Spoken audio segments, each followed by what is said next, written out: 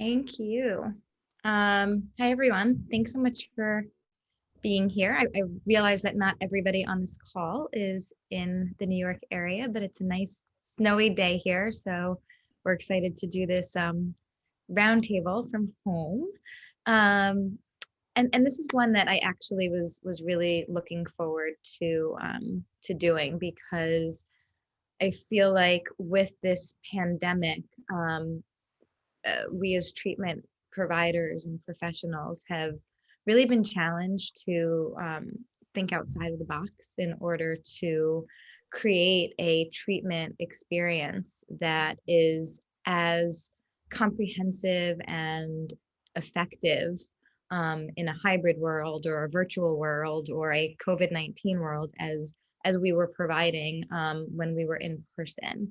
And I think this particular topic and presentation really exemplifies how we've been able to do this in some pretty unique ways. So just to lay out sort of what we're going to talk about today, the agenda is to look at first understanding community integration assessment and community integration as a treatment model. We are also going to look at why community-centered care is more critical now than ever before, especially during a pandemic. And we're finally going to look at how we are creating community even during a pandemic, which is challenging us in terms of maintaining connections to one another. And also what we're going to be doing to support both our clients and parents through this holiday time. So to start, what is community integration? Community integration is really a treatment approach which enables clients who are struggling with mental illness or a substance use diagnosis to develop personal, social, educational, vocational competencies that are congruent with independent and autonomous living in a community. So community integration treatment necessarily takes place in the community versus in a hospital or in a residential facility outside of a community setting. Community integration programs at their very core believe that having a mental illness does not mean that you cannot be an active and thriving member of the community. And that when one is part of a community and truly feels integrated in a community, their self-esteem rises and their sense of self-efficacy also rises, which is so powerful in helping them to stabilize in their symptoms from a variety of diagnoses. So really, when you think about community integration programs, at their very core, they stand for and they are supportive of basic civil rights that we have as human beings, like personal freedom, autonomy, choice, and self-determination.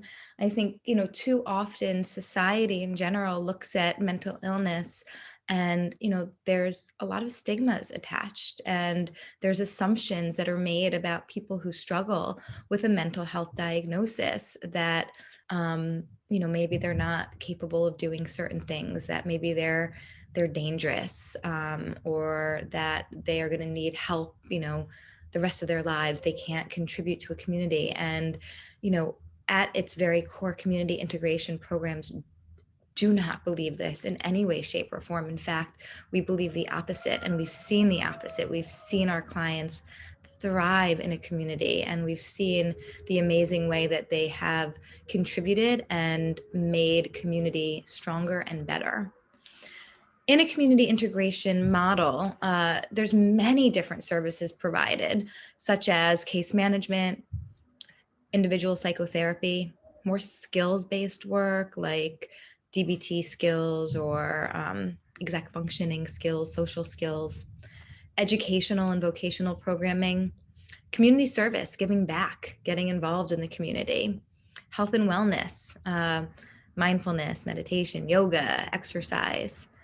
Socializing and fun, coaching, and then also family work. So there's three core pillars or values of community integration programs. The first is reclaiming the client's role in the community.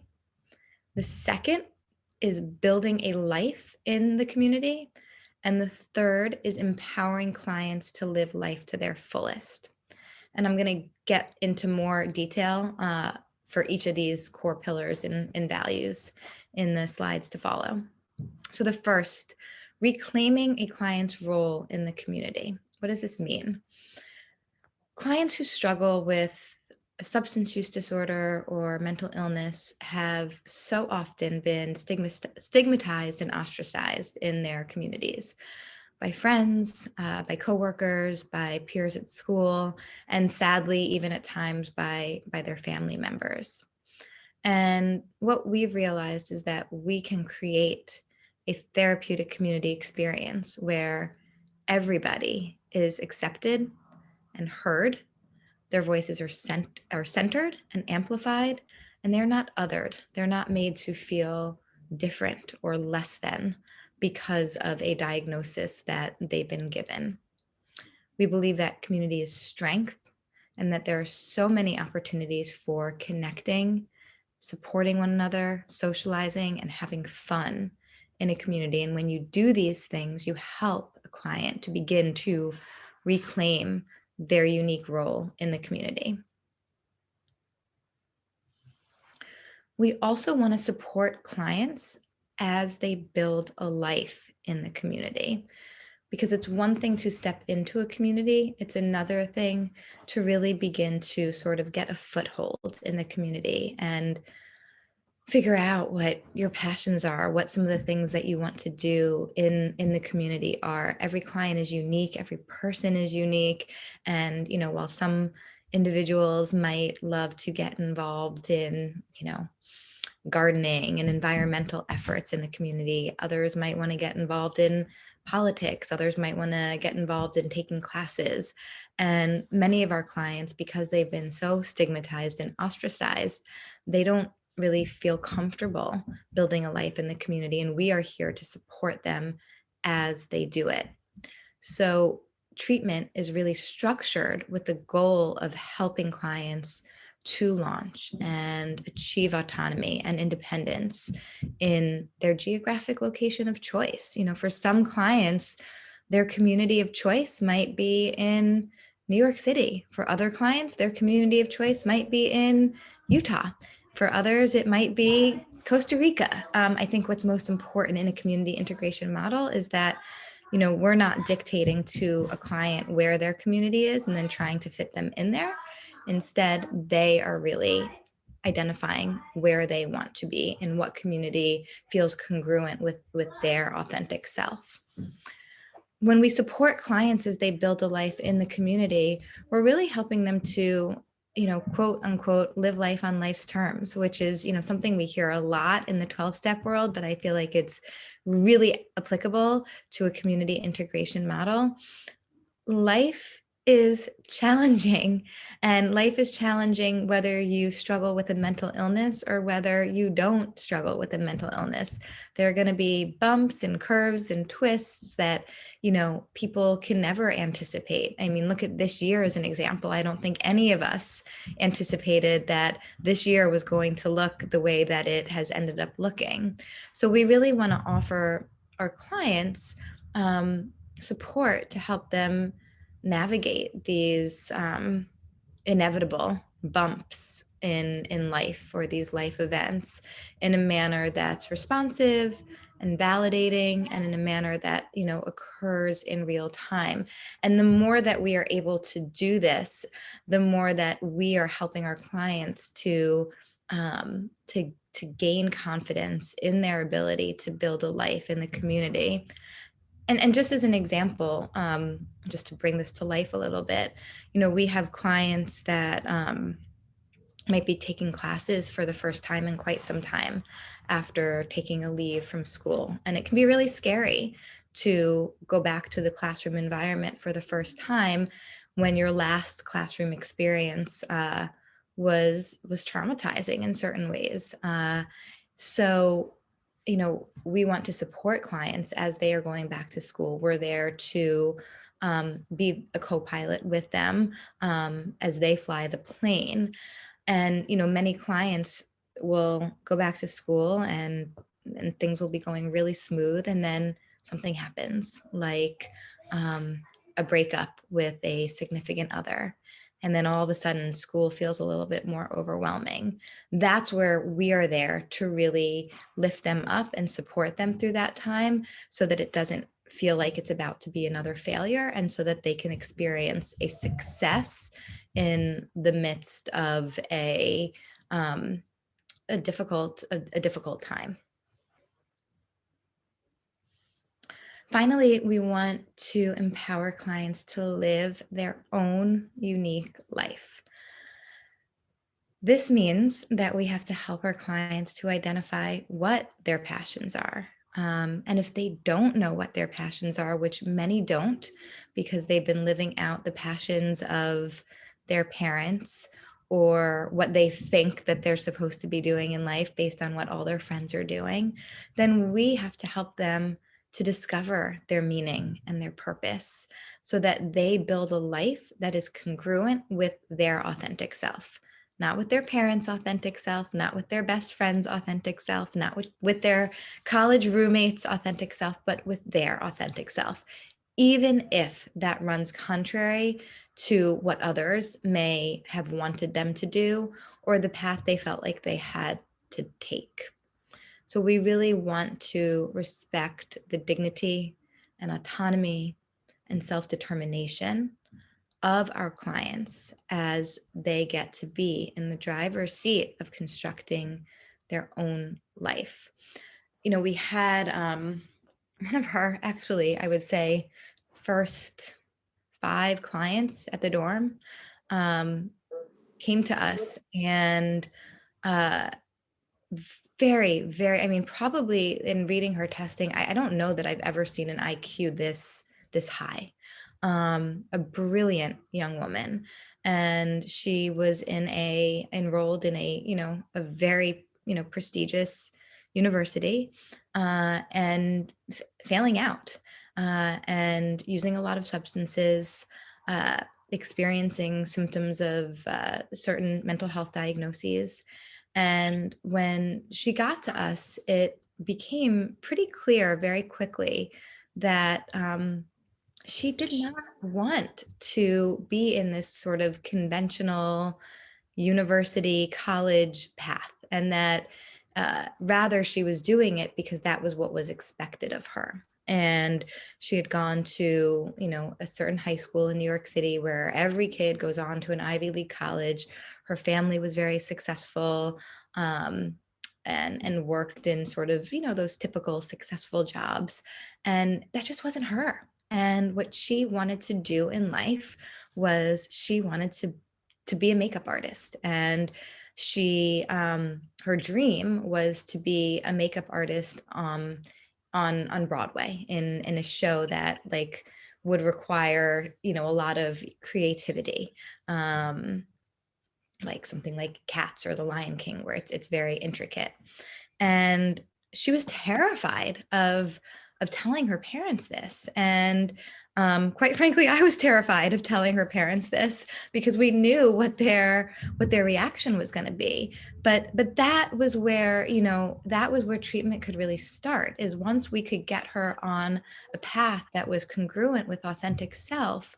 You know, she felt purpose in life, and she felt directed towards a goal, and she felt true to her own core self. And it did take a lot of work with the parents and letting go of sort of their dream for her, but eventually we were able to enroll her in a pretty cool sort of cosmetology makeup school, and she's gone on to do some very interesting things.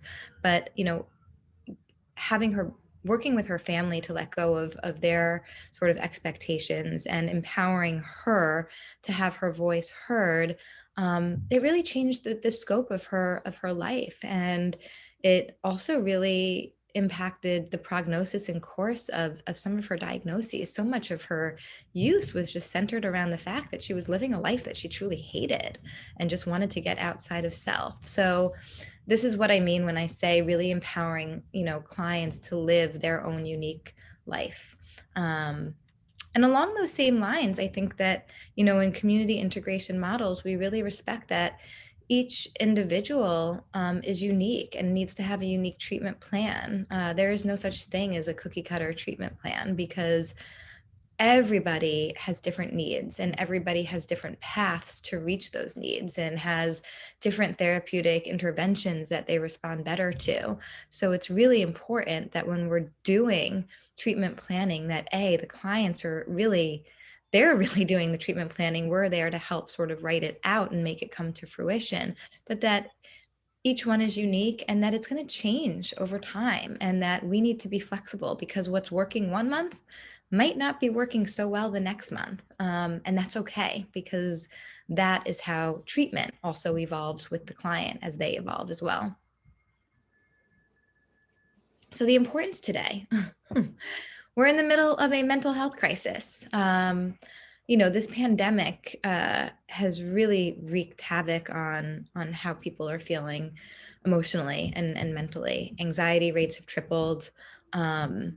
I think younger adults, also racial and ethnic minorities, essential workers, unpaid adult health givers, are really experiencing disproportionately worse mental health outcomes, increased substance use, and elevated suicidal ideation.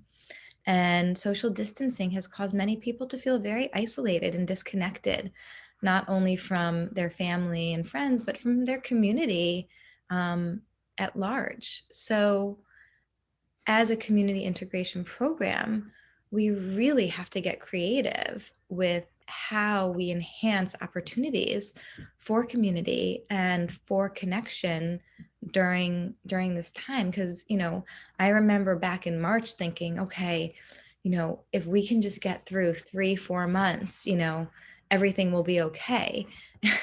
It's now basically almost a year later, and we're still in this knee deep. And you cannot be disconnected for that long.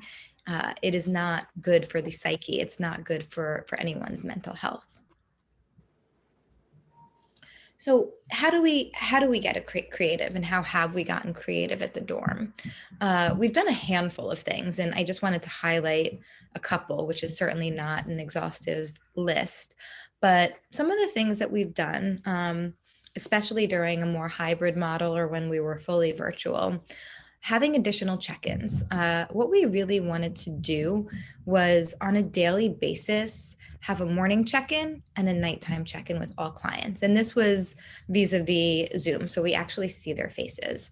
It can get really easy to get off of a schedule during this time, and for days to blend into nights, which blend into mornings, which is very destabilizing. So having a check-in in the morning, which just sets an intention for the day, and then having a check-in at night with every client where they're able to sort of review the day, do a mini chain analysis of how everything went, and then sort of take stock, take personal inventory, and then set up, sort of an intention to go to sleep at the right time, has been really, really, really useful for our clients.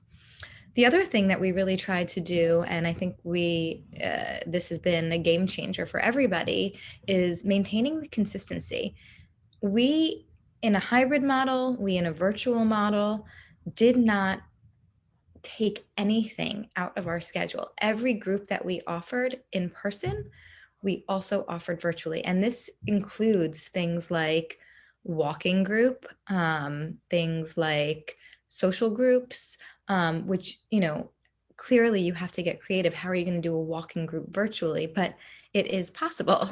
It is possible to do social groups virtually. You can do virtual card games and movie nights and talent shows.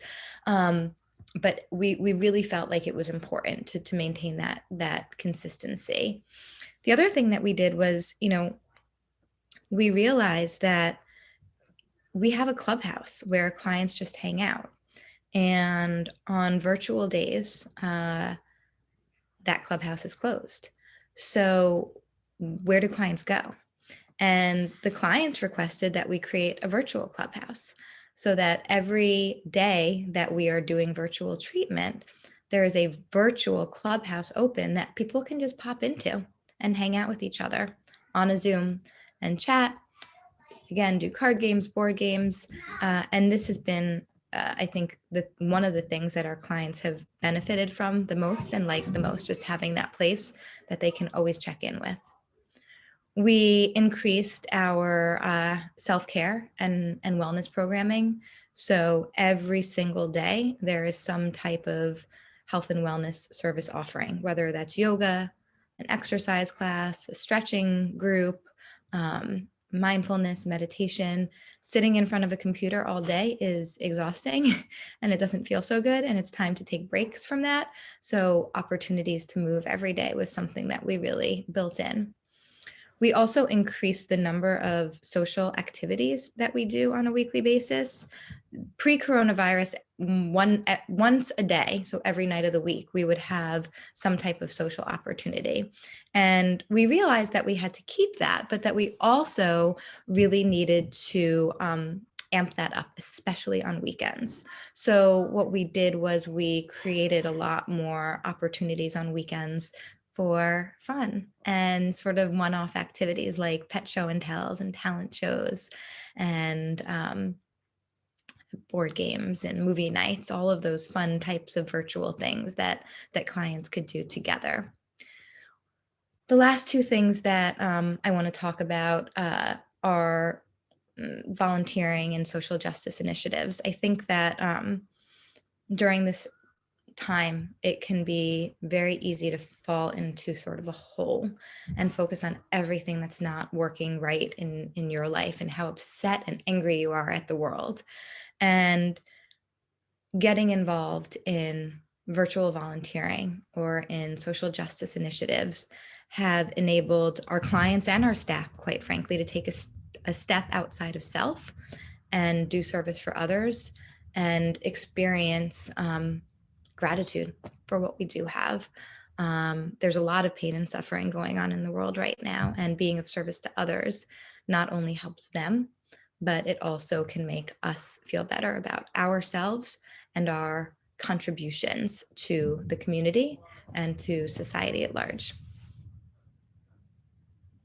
So with that, I am going to turn the presentation over to Bridge House, and we are going to hear about assessment.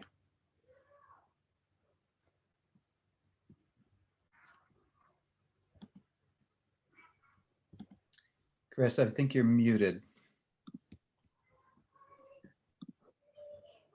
How's that? No? It's great. Yep. That work? Can you hear me now? Yes. Yes, we can. Okay. Go ahead. All right, sorry. So thank you all for joining us, and thank you to the dorm for having us join them in this presentation. Those of you who know me are aware that assessment is my passion and has been for many years. When I started my career in mental health 23 years ago, I started in community mental health, and had great aspirations for helping underprivileged and people in poverty. And then I started doing the work, and we were doing assessment the usual way. And the usual way meant an process with a new client for therapy, wherein I sat with the person for 60 or 90 minutes, interviewed them, and at the end of that, I was supposed to come up with an accurate diagnosis and a treatment plan and a real direction to go with that person. And then, unfortunately, I would spend the next 6 or 8 weeks with that person actually solidifying a diagnosis and understanding them. It wasn't very effective. It was frustrating. And after a couple of years of doing that, and whenever I wanted to do something more in depth, like psychological or educational testing or neuropsychological testing, I would have to have an act of God to make that happen. Community mental health, not a lot of resources, and it was almost impossible for me to get psychological testing on somebody, even though I was a psychologist and their provider. So I shifted to focusing on doing psychological and neuropsychological testing with people to get a better understanding of them. And to do that, I had to leave community mental health. I switched to working in wilderness programs, residential treatment centers, and schools where testing had been requested and where, especially in residential and wilderness settings, there were resources to pay for it. As well as a willingness on the part of parents, family members, and therapists who were working with clients to do the testing in the first place. This testing occurred in all of these different environments, but took a variety of different forms. One of those forms is cognitive testing. This includes testing like IQ testing, achievement testing, a whole variety of neuropsychological tests that evaluate different aspects of discrete brain functioning. And the benefit of this over those initial assessments that therapists usually just do in their office and have to be accountable to an insurance company for, the benefit is you get so much more information. For example, I had a client come in to see me that she was 17. She was a senior in high school. She was failing all of her classes. She had actually failed all of her classes for years, but had been given D minuses so she could move on. And she was depressed and had made several suicide attempts. So the presenting problem when she came in was, this girl is suicidal and we need to help her with her suicidal ideation and attempts. Well, after that 90-minute intake session with her, I could tell there was something cognitively off with this girl. So I tested her, and she had an IQ of 62, which placed her in that range of mildly impaired. And it entirely changed the treatment plan with her. She was being expected to go to school, keep up with her classmates. She was in all regular classes, had never had an IEP. Of course, she was depressed and thought life was a misery. So we got her resources like an IEP, school supports, and like a miracle, within a couple of weeks, the depression, the anxiety, the suicidal ideation was gone. This happens a lot, by the way, and far more often than you would think it would, or even that I thought it would.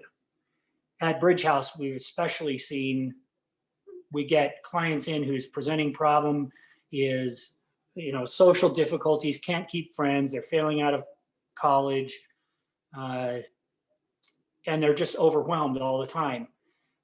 Many of these people will test them. One example, I tested a man who came in. He had a verbal IQ on the test of over 140 and a visual spatial processing score that was in the 80s. So it was more than 3 standard deviations different between these scores. And what that means for somebody is he's really verbally capable and can read and understand things really well, but he can't read social and facial cues. He can't get organized. He's slow to do things. And everybody expected him to function like a person with 140 IQ, when he couldn't do that unless appropriate supports were put in place to account for the visual spatial difficulties and the processing speed issues. So this type of cognitive testing is really critical.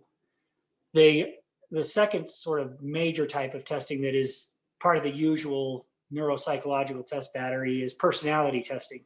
This includes everything from the MMPI to the MCMI to Rorschach ink blot test to substance abuse testing or behavioral testing, testing for ADHD, like behavioral aspects of ADHD. And similarly, this provides so much more information than you can get in that initial assessment.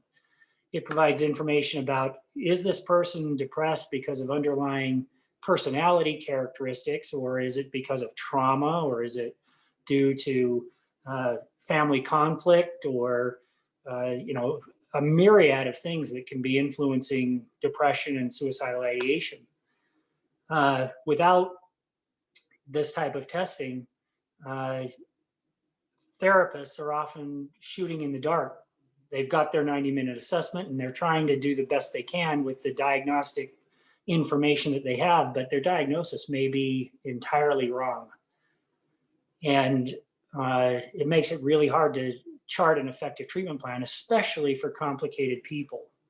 That initial assessment, like I was doing in community mental health, that can be fine for somebody who's uncomplicated. Maybe they're having an adjustment problem.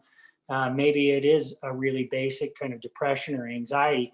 But as the person's problem gets more complicated, we need better assessment techniques to get at who they are, why their issues are what they are, and then how to treat them. And this whole thing has been exacerbated so much by COVID, because the skill of a therapist or a psychologist matters a lot in getting that accurate diagnosis and a good treatment plan. And even skilled therapists have a hard time virtually doing that initial assessment with a client, or doing a psychological evaluation, including psychological testing, over an iPad. It's a serious challenge. And the other challenge with neuropsychological and psychological testing is, and I'm over time, sorry, is that people are just different. And these types of tests only get at individual characteristics rather than the broader societal view. And I'm going to turn the time over to Rod for the rest. Thank you. Thanks, Chris. So over the course of, actually, we missed a slide. There you go. So what I want to do is take the next few minutes, and I know we're a little bit behind the schedule, so I'll do my best to be brief and get through these things. And those of you who know me, that will be a challenge. I tend to be very verbose. But I want to be introducing to you a new model of assessment. As Chris is talking about the usual way, the old way, for lack of better terms, I'm going to be talking to you about a different level of assessment, a different kind of assessment that we find to be, and we believe to be more effective. More effective because it is more thorough, it's comprehensive, and it's integrated. In the course of the next few minutes, I want to be able to illustrate to you why it's more effective. So in way of getting started, I also want to just put out a couple of qualifying statements. First, it's not my intention to come across as arrogant or be slanderous of any level of care or any program that exists in the continuum of care. It is just me being passionate and really recognizing, having been around the block and being in the mental health field for nearly 30 years, seeing that things can be done differently. And so that's what I want to be talking to you about. The other thing I want to talk to you about is that this model of assessment, it takes a little bit longer. And most assessment programs that are out there right now happen between 3 days to maybe 30 days. And they're happening in sterile institutional environments where the environments stabilize through restriction and sedation. And again, this assessment is taking place over a very short period of time.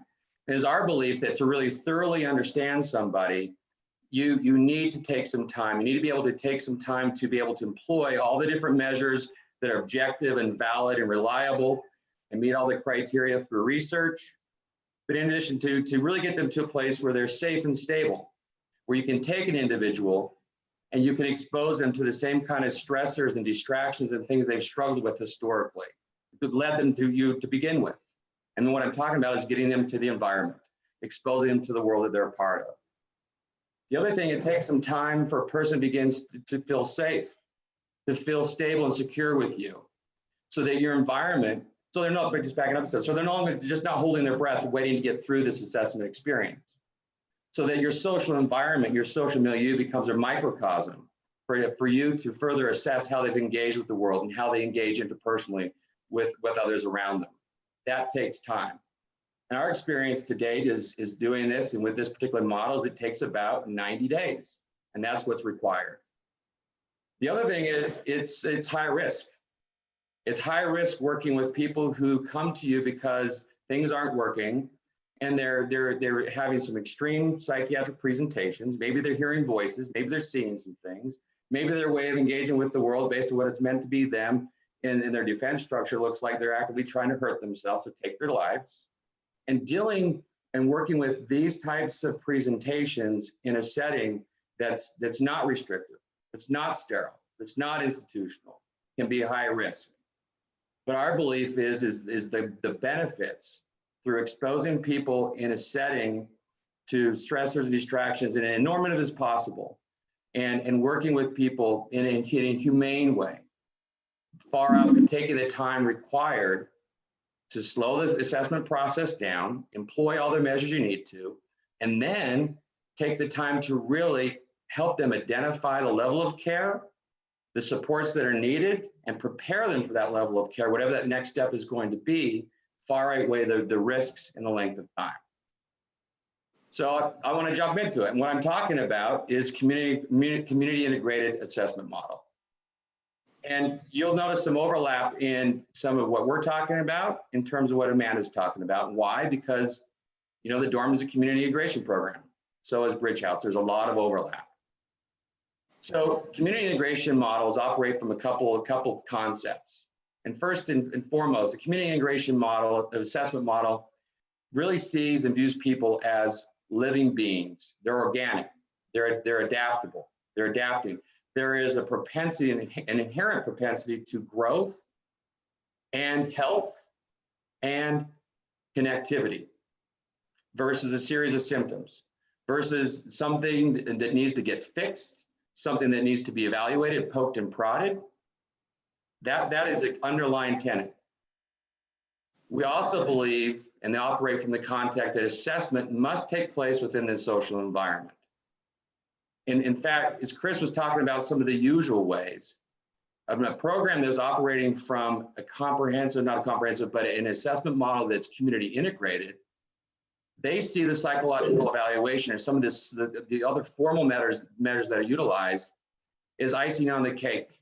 They're an afterthought, they're an addendum, really utilizing the social environment and the social milieu and the world at large to help formulate that conceptualization and assessment of what's occurring with people, where the psychological evaluation part of the assessment becomes a tool to confirm, to rule out what it is that you're already anticipating you're seeing, to get a better, clearer picture of someone's intellectual, academic capacity or cognitive functioning. The next slide, please, Meredith. Community integration assessment models operate from a biopsychosocial model. The intention is to look at all levels of health. You're going to be looking at cognitive health and functioning, medical health and functioning. Like, you know, for the sake of time, I'm not going to go through all of these different levels of health, but it's really understanding the entire human being and really working to, like I said earlier, employing different measures and in vivo measures and real life theoretic versus theoretical measures to get a sense of that person's overall health and functioning. And then assessment models operating from community integration operates from core tenets. Next slide, please, Meredith.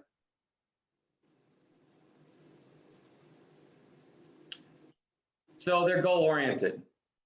They're going to be aligning with clients and client systems to address the target questions.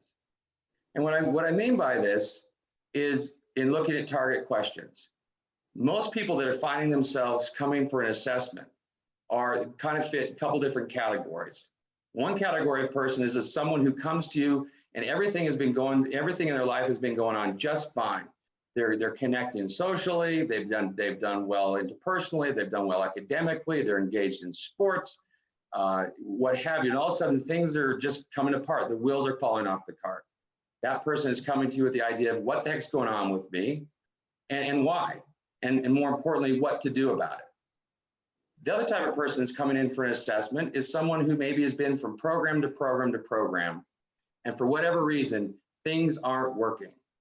And unfortunately, these same people are the ones who oftentimes get blamed as being treatment failures. They get seen as being resistant or ambivalent, versus pulling back a step and maybe taking a look at the system that has not done a good enough job of thoroughly understanding them to get them to the right level of care with the right support so they can start making some movement. So target questions then become, why aren't things working? What's occurred historically? Why aren't things generalizing? Why aren't things connecting? Why aren't they able to take and put into place what it is they've been learning along the way?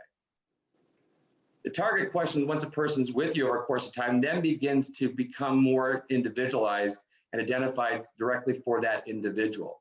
What does that individual want to accomplish? Where would they like to see themselves in their lives moving forward, in their world that they live in? And then working with them directly to identify goals to help them move towards those things. An assessment model, assessment program that is working from a community integration model recognizes that how a person does in program, there's no indication how they're going to do outside of program. And your treatment plan goals and objectives are focused on life after programming, life several months, even years down the road. And recognizing that what a person does in program does nothing more than tell you what structures, what supports, what resources, what other variables are needed to move towards a life of health and well-being. Next slide. They're also working towards, from this working assessment, developing a care plan that's evolutionary in nature, that is based on this ongoing assessment, and is addressing the whole idea of getting person to the least restrictive setting once they're through with you. Knowing that most people come in for an assessment where they're really struggling. They're in a bad space. And the whole idea is from this working assessment is eventually to raise that baseline of functioning so they can get to the least restrictive level of care and then eventually start moving towards a life of independence. And the primary goal is to really understand what has been getting in the way, and what belief structures, what defense structures, what meanings and attachments they've been putting in life experiences, and the mechanisms that they've employed to deal with what it means to be them, and start looking at doing some things differently, start meeting some needs differently so they can move towards a life of meaning, independence, purpose, and connection. It's collaborative. And I think of collaboration, I think in a couple of ways. In the early stages, collaborative of working with families and referral sources and private providers and multidisciplinary team and the client, it's about social history gathering. In the early stages, it's getting as much information as you can from all these different, all these different variables to really start formulating a picture about what's occurring. And once that picture is beginning to be developed, collaboration moves towards creating movement in treatment. And so with the family, for example, in the early stages, you might be working with the family to understand how that person's engaged. What were they like when they were a child? Again, to help start painting this picture. You're also looking at and beginning to understand how the family system has either reinforced or contributed to what's been occurring with that individual. Also identifying strengths and assets that need to continue to be furthered. As you move forward in the course of their care with you, you're going to be starting to do some work with the family. You're aligning with the family. You're going to start doing some family work to disrupt that family system in ways that have been problematic and start moving towards different ways of engaging. And similar kind of things with referral sources and providers in the multidisciplinary team. You're going to be not only working with assessment, but working collaboratively to create movement throughout the course of care. Next slide. This piece to me is very important. And community integration assessment models understand the need to sit back and understand versus judge. So many people, and Amanda spoke about this a little bit earlier, but so many people struggling with mental health concerns are stigmatized. They've been seen as the other. There's something wrong with them that needs to be fixed. And people sit back from a place of judging versus understanding. These models of assessment really try to create an environment where safety and security is first and foremost, where a person feels cared about, they feel valued, they feel loved.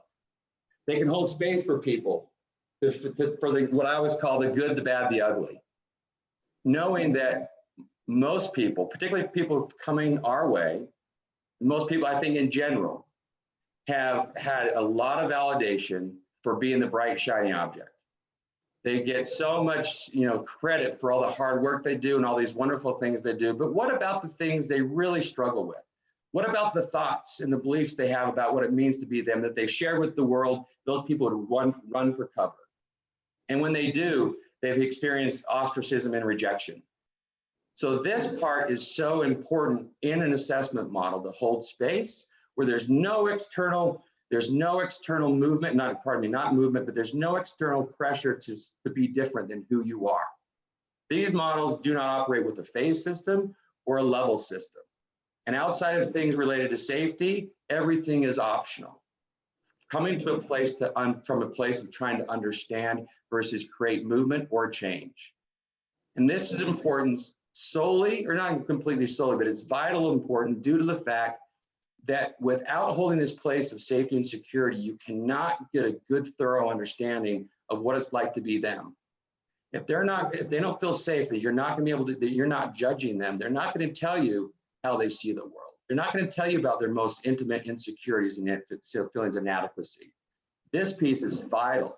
The meanings and attachments they placed on life experiences, what it means to be them, their belief systems that are inhibiting their way for connectedness will not take place if they don't feel that they are, that they're safe. And from this process, it's amazing the amount of healing that can happen. For me, as I mentioned, I've been working in residential treatment for about 30 years. And Bridge House is the only place I've ever worked at where there's no phase system, no level system, where there's not any kind of external pressure to start creating movement.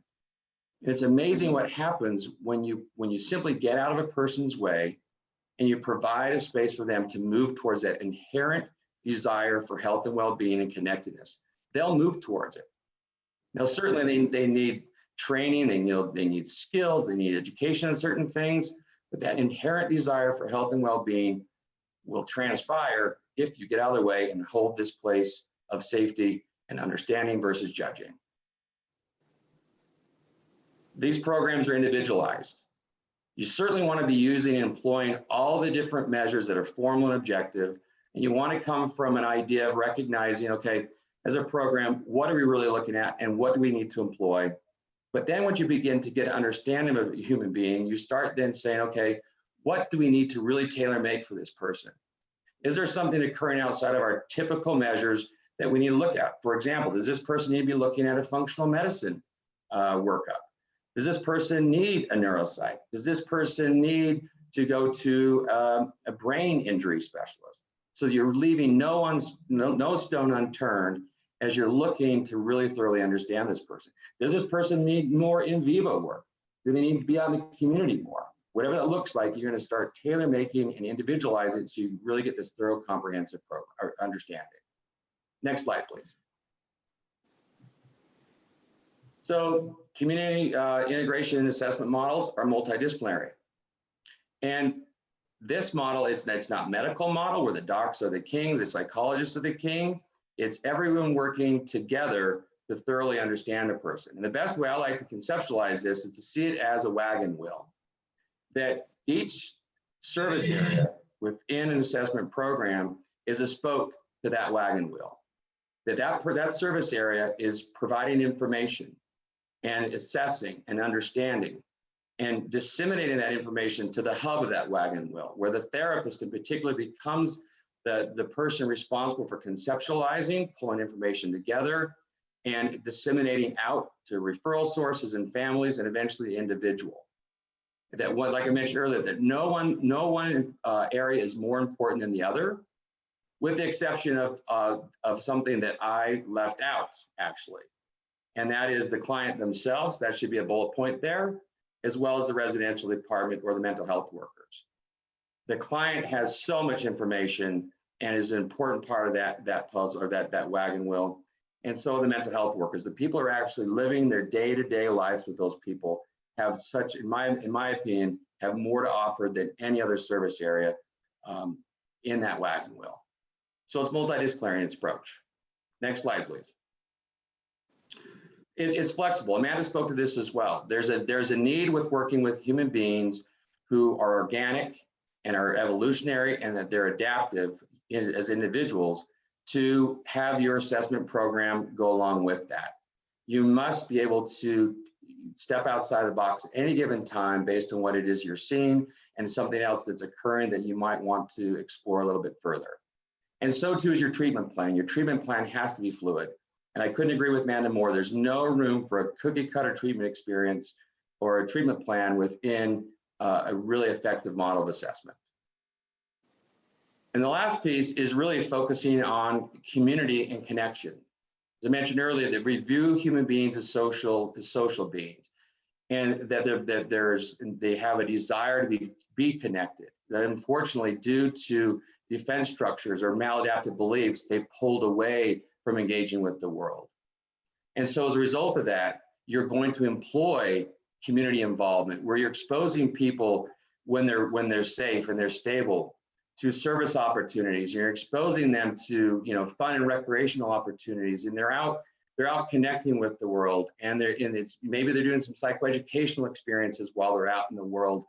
And you see that as not only while they're out having fun and enjoying themselves and contributing, the assessment model is using that as added information to help formulate that assessment of what's occurring with them.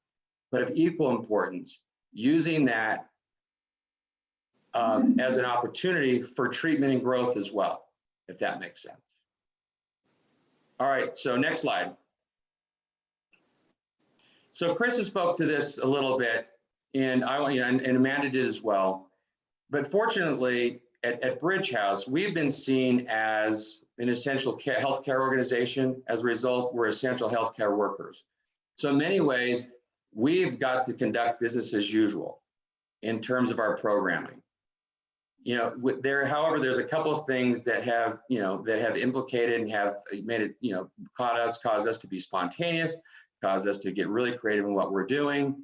And what I'm referring to is certainly we've understood that people coming our way have an increased level of anxiety. There's an increased level of fear about what it means to be them and engaging with the world as a result. And from that, we've found, so not only there's limited opportunities that exist right now to get our people out and about and working and engaging in this part of the assessment model that I think is so important, which is connecting and engaging the different activities off property. We've had to actually put a lot of energy in trying to get people to go. Their fear of getting COVID, their fear of everything associated with that has had some increased resistance, which has required us to get really creative and really spontaneous in the way we're engaging with our folks to not only address the resistance to getting off property, but also coming up with activities that they can do for increased connectedness. So I think that concludes our slides. I'm not sure how we're doing. We're almost out of time. Do we have time for questions? Rod, thank you. Rod, Yep. Chris, Amanda, that was a fantastic presentation, and most importantly, bringing together the two sort of core themes that we've discussed today, which is assessment and community integration. So thank you for closing us out with that, Rod. Sure. Unfortunately, we just have a couple of minutes here, and I don't see any questions that have come through on the chat up until now. And I know most of us have a 4 o'clock we need to run off to. So what I'm going to say, we'll be following up with an email to everyone on this presentation. It will include, of course, the PDF of all of the slides, in addition to all of our personal information as well to keep this conversation going. Certainly, I'm comfortable letting you know that both Rod and Chris are fantastic. We're huge believers in Bridge House, and I can certainly assure you that they would be welcome to take any emails or phone calls to ask any questions or Absolutely. further discuss Yep. any of the points brought up today. So with that, Rod, Chris, Amanda, thank you guys so much. We'll be taking a couple of weeks off here from our roundtable series and coming back to you January 14th with Cooper Reese. So until then, have a happy and healthy holiday, and we'll look forward to seeing you all in the new year. Great. Thank you. Thanks, Thanks everyone. all. Be Thanks, well. Rod, Chris, and Carrie. Really appreciated it. Great information. Thank you. You too. Thank you. Thanks, Bye. Rod. Thanks, Guys. Chris. Good to see Bye-bye. you guys.